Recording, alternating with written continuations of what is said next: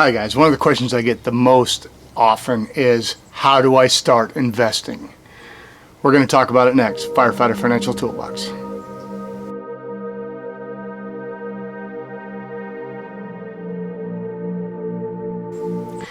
Hey you guys, welcome back. Today we're going to talk about a question that I get all the time. How do I start investing? It's a great question, and a lot of people don't know because they don't teach us this in school. They don't teach us it anywhere. So I say the most important thing is start as early as you can. Listen to me, you 20-year-olds, this is important. Start as early as you can. Now, where do you start? Okay, good question. First of all, do you work? If you have a job, do you have a 401k at the job or some sort of workplace plan? If you do you get employer's match? If your employer matches anything, you guys, contribute to that amount.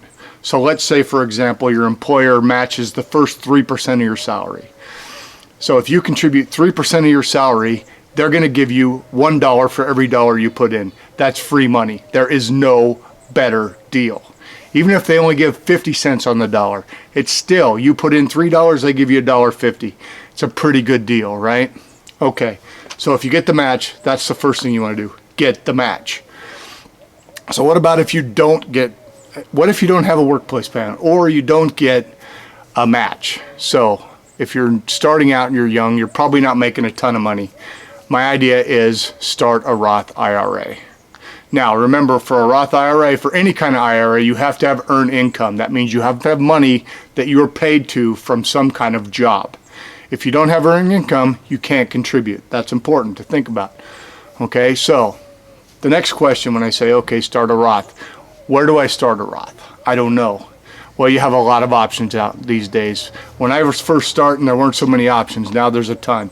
You can go to an online brokerage. You can use my favorite, Vanguard. You can go to Charles Schwab, Fidelity, all low-cost places online where you can open an account and fund it. Now you have a ton of apps out there. You have Robinhood, you have M1, you have Betterment, you have robo-advisors, you have all kinds of these things. Now, remember what I said, a Roth IRA. The one drawback that Robinhood has is you do not have an option to do a Roth IRA, you guys.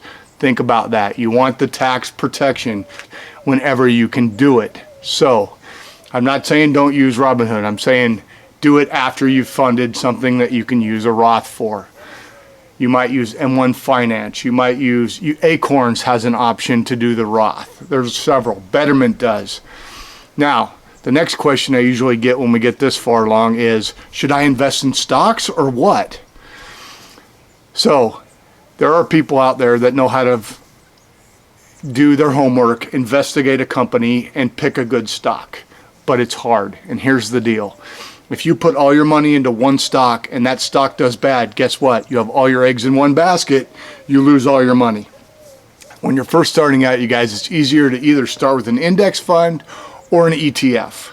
Now, index funds it's a mutual fund that has a group of stocks that tracks an index. An index is, for example, the S&P 500. The 500 biggest companies in the country have an index. They're all in it. So when you buy an S&P 500 index, you have all the stocks in that index. 500 companies instead of one company. That's the important thing. An ETF is very similar. It's an exchange traded fund. It's basically, they usually track some kind of an index, and they're low cost. The difference being, when you buy an ETF, you have to buy individual shares. But let's say you want to invest $50 a month. You're probably better off going with an index fund because you can put $50 into it. Now, there are apps where you can do fractional shares. I know M1 Finance does. Betterment has a plan that will automatically put your shares in even if you're doing different amounts. But if you want to buy an ETF on a brokerage, then you're going to have to buy the share at that share price. Okay, so that's a little bit more of a consideration to think about. I'm not saying it's a bad idea. I have both index funds and I have ETFs. When I buy anything in my taxable account, I like to use ETFs. For my Roth, I generally put in index funds. So they both work. going back to the important things. So we've talked about a lot today, and this is by no means an end-all be-all. Remember, everybody's situation is different, you guys. Look at your situation. Depending on your tax bracket, a Roth might not be the best option. Most people just, when they're young, are in lower tax brackets because they're not making a ton of money yet. So the Roth is a good option to put money away tax-free, because when you retire, you're probably going to be in a higher tax bracket, and you paid your taxes now at a low rate, and you're saving taxes down the road.